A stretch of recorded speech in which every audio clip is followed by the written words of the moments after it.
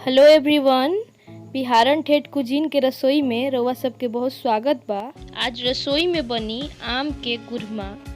आम के गुरमा बनावे खातिर हमनी के चाही कांच आम, गुड़, जीरा, आटा और शुद्ध देसी घी। गुरमा बनावे खातिर हमनी के आम के सबसे पहले खूब निमन से छील लेब जा। भोजपुरिया समाज में गुरमा रोटी आदमी खूबे चाव से खाला। जब औरत लोग प्रदोष के व्रत करेली लोग वो गर्मी के दिन में, तो घरे गुरमा जरूर बनेला। काहे कि गुरमा रोटी खाए में आसानी रहेला। आम के चलते जौन बा वो मीठा और खट्टा वाला स्वाद रहेला, तो आदमी बढ़िया से खाना खा लेला। ऐसे गुरमा रोटी बहुत प्रचलित हटे हमनी के हैं। गुरमा बनावे खातिर आम छिला चुकल बटे।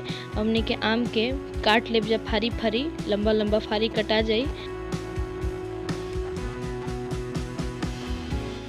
आम कटा चुकल बा। अब हमनी के एगो पतीला में 2-3 भेली गुड़ लेब जा, चाहे 3-4 भेली ले सकतनी जा। 3-4 भेली गुड़ में आ 2 गो आम में 8-9 आदमी के खूब निमन से गुरमा तैयार हुई। ओकरा में हमनी के डालब जा 2-2.5 गिलास पानी। पानी डालला के बाद हमनी के पतीला के गैस पे बैठाइब जा आ गुड़ के खूब निमन से खौलाइब जा। गुड़ एहले खौलावल जाला कि जौन एकर गंदगी बा वो पूरा साफ हो जाई। जौन गुरमा बाटे ओमे गुड़ के गंदगी न जाओ, ऐसे पहले गुड़ के खौला लेल जाला। वह सभी देख सकत हो खम ओकरा के हमनी के चला के ओकर भेली के फोड़ के पिघलाओ तन जा। थोड़े देर बाद एकरा में पूरा उबाल आ चुकल बा। जौन गुड़ बा वो एकदम खौल चुकल बा आ जौन गुड़ के भेली बा वो एकदम पिघल चुकल बा। तब हमनी के जौन आम के फारी काट के धैले बनी जा ओकरा के खूब निमन से पहले पानी में धो लेब जा।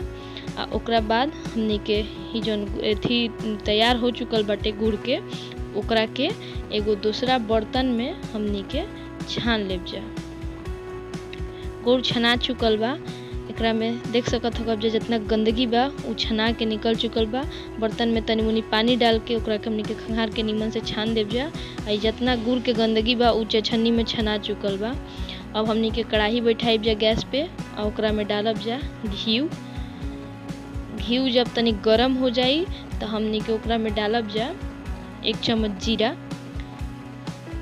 जीरा जब निमन से भुजा जाई, एकदम लाल हो जाई, तब हमनी के ओकरा में डालब जा आम। जीरा लाल हो चुका रहला। अब हमनी के में आम डालते नहीं जा। आम के खूब निमन से भूज लेब जा। ज़्यादा देर तक नहीं भूजे के, काहे कि आम हलवा निहन हो जाई। ऐसे एकरा के फारी फारी गुरमा में आम जौन बा फारी फारी रहेला, ऐसे एकरा के तनी मुनी भूजब जा। आम भुजा चुकल बा। अब एकरा में हमनी के वो गुड़ वाला रस डाल देब जा जौन हमनी के छान के तैयार कइले बनी जा। आम में गुड़ वाला रस डला चुकल बा। अब एकरा के चलाइब जा। थोड़े देर बाद एकरा में एगो उबाल आई। जौन गुड़ बाटे आम बा वो खूब निमन से पाक जाई।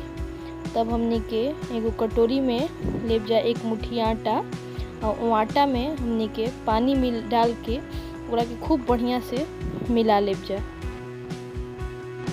आटा के खूब निमन से हमनी के हाथ से चला के एकर जितना फुटका बा वो फोड़ लेब जा, न तो गुरमा में फुटका ऐसे ही बुझाए लगी। आटा खूब निमन से घुरा चुकल बा। अब हमनी के जौन घोल घोलत रहला ओकरा भीतर हमनी के ई आटा के घोल डाल देब जा। डालला के बाद एकरा के हमनी के चलावत रहब जा, न तो पकड़े लगी। एकरा के चला के अब एकरा के 5 मिनट तक हमनी के खूब तेज आंच पे खौलाइब जा। 5 मिनट खौलला के बाद एगो बहुत सुंदर उबाल आवता एकरा भीतर। अब जैसे ही उबाल आई ओकरा बाद गुरमा जौन बा वो बन के तैयार हो गइल बाटे। गुरमा बन के तैयार बा। एकरा के रोटी सने खाए में बड़ी मज़ा आवेला। रउआ सब जरूर एह रेसिपी के घरे अपना ट्राई करी, जरूर बनाई। बहुत बहुत धन्यवाद ई वीडियो देखे खातिर।